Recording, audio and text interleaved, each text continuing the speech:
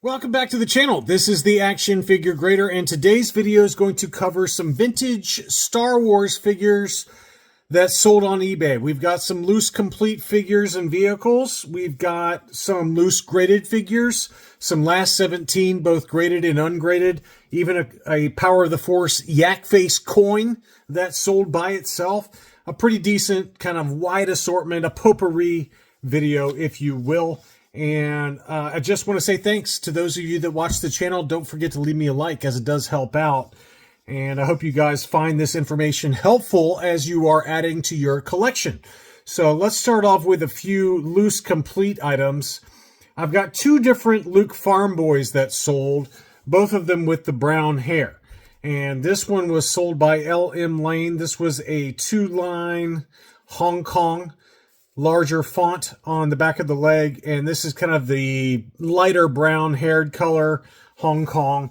Pretty desirable variant, and also in very good shape. And this is probably about an 80 grade would be my guess, just given the color difference between the arms and legs versus the torso piece. It's subtle, but it's there. I think it's like an 80, maybe an 80 plus, somewhere in that ballpark. And that one sold for $202.50.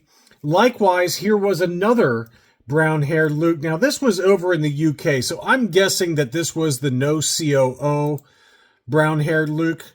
It is, yeah. So this was the no COO, so you can see the difference there. GMFGI 1977, but it's got a faint, where it used to be Hong Kong, that's kind of rubbed out. So this would be like the tri-logo Palatoy no COO version of Luke. And you can see the difference if you look at the sculpts. It's a very subtle difference between the two, but the hair color is also more on the olive side. So that's how you can really spot the tri-logo brown hair Luke versus the Hong Kong. The Hong Kong Luke, it's got a much darker brown. There's also obviously the dark brown Hong Kong Luke, but this one is the kind of the lighter brown hair, and you can see kind of that greenish tint to his hair. So that's how you can tell the difference without even seeing the leg. So that one sold over in the UK for 220 pounds, which is almost 300 US dollars. So big number there. Same seller also had a Leia that had some eyebrow missing. Leia decided to shave her eyebrow like Vanilla Ice used to do, and having the lines through the eyebrow. My brother did that growing up. He looked like such an idiot. Everyone laughed at him, and I was right there with him, laughing at him. But this Leia is definitely missing some hair, some color on the hair, and then also on the eyebrow. So that one still sold, though, for 175 pounds, which is 235 US dollars. That's a big number for, like, at best, an 80 grade Leia, but a lot of that could be the price conversion. Her limbs and her torso were still very clean looking, but just given the hair rub, I think it's like a 75 plus grade type of item. Here was a Hollow Cheeks Tusken Raider. That one sold for a pretty decent deal of $238. It was not perfect. It had some light color rub on the eyebrow, or excuse me, on the eye stalks, and also the cheeks were hollow, but, some missing paint here and there on the horns. But still, for a loose, complete Hollow Cheeks Tusken Raider, that's not a terrible deal at all at $238. It's about as good as you get for, like a 70, 75 grade Hollow Cheeks. So a very fair deal there. And I don't know if I have just forgotten about this or if I never knew about it, but it was very striking when I saw the packaging for this inflatable lightsaber. And I would love to have one of these so I could beat my children with it. When they're not listening to me, I could just inflate this thing. They would hear me inflating it, and they would run in terror because I would just beat them mercilessly over the head until they clean their rooms. But I don't remember seeing this box. I really don't. So, I'm probably getting it mixed up with the bot bags, which there was a Vader bot bag, a Jawa, and a R2-D2 kind of inflatable bag that you could just punch. Only in the US do we encourage our toddlers to take out with violence against inflatable bags. It's like we're training them from a young age to be violent. And then we don't understand why our country is such a mess right now. I mean, we're starting from a very young age to train these children to inflate these lightsabers and try to impale, pretend impale their sibling. So this is a very interesting item, and it's sold for a big number, so it must not be very common. It was listed for $650. The best offer accepted was $487.50. So $487 for the inflatable Obi-Wan Kenobi lightsaber. A couple of vehicles. This was the Millennium Falcon, first version with the instructions. I don't think it had the training ball from what I could tell there. I don't see the training ball. Don't see the training ball in there. So it might be missing the training ball. So that's why it sold so cheap at $208. But, you know, box was in pretty nice shape on that one. And then the battle damaged Imperial TIE Fighter, I believe I had this in a what to buy video fairly recently. This had unused sticker sheets, as you can see there. So this is unused contents for the, sorry about the pop-up there, but, you know, it looks like it's unused contents, unused-ish. I don't know if that control panel sticker already comes applied or not. But, you know, the other stickers for the wings and things like that were unused. So very interesting sale. That one sold for $357.50. $357.50 for the battle damaged Imperial TIE Fighter. Now, I don't know who bought this. I didn't even see this one get listed, but somebody bought this using an eBay affiliate link. So whoever bought this, thank you very much for doing that. I just really appreciate that.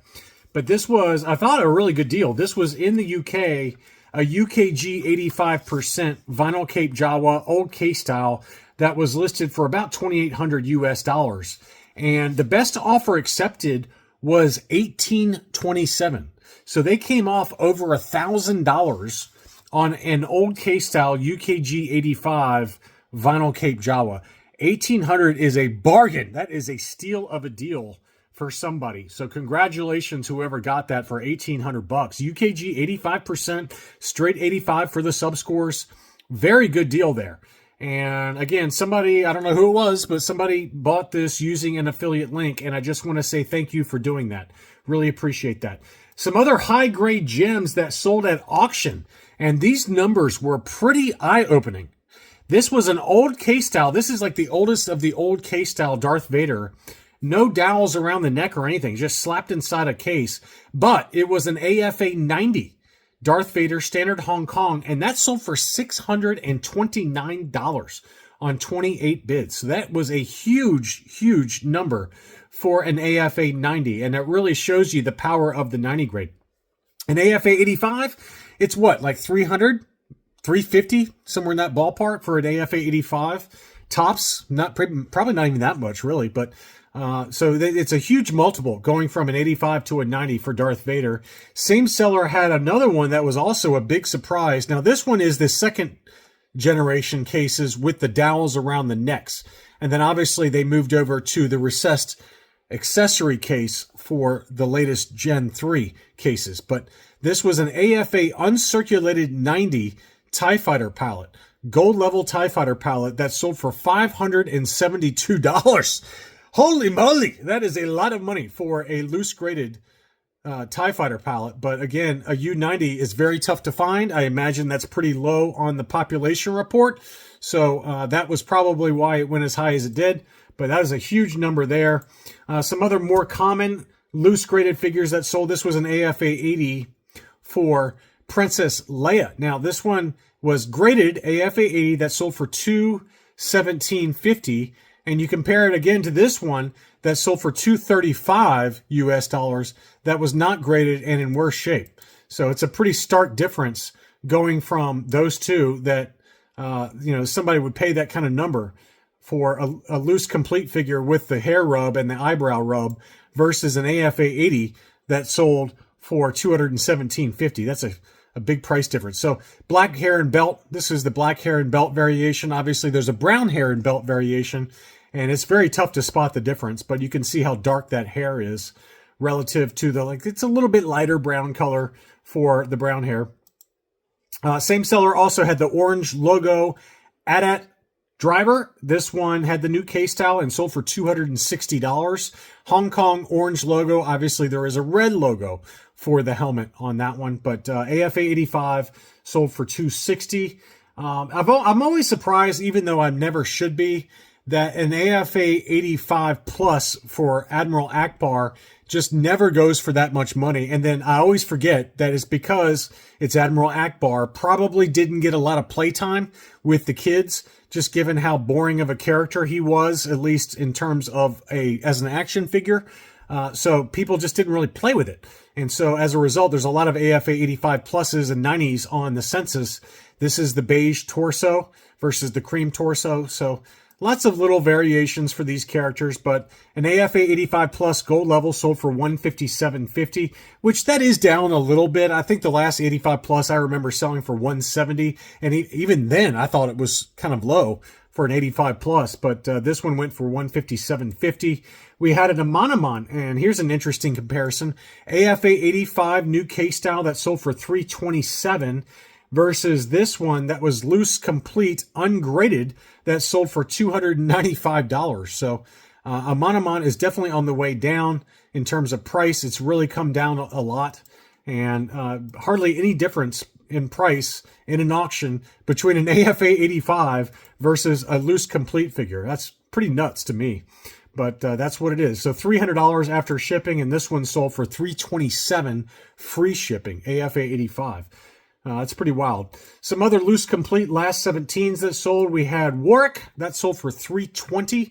Deceptively expensive Murder Bear because of that quiver and that bow. Hard to find that bow without any stress marks. That one was super clean. $320.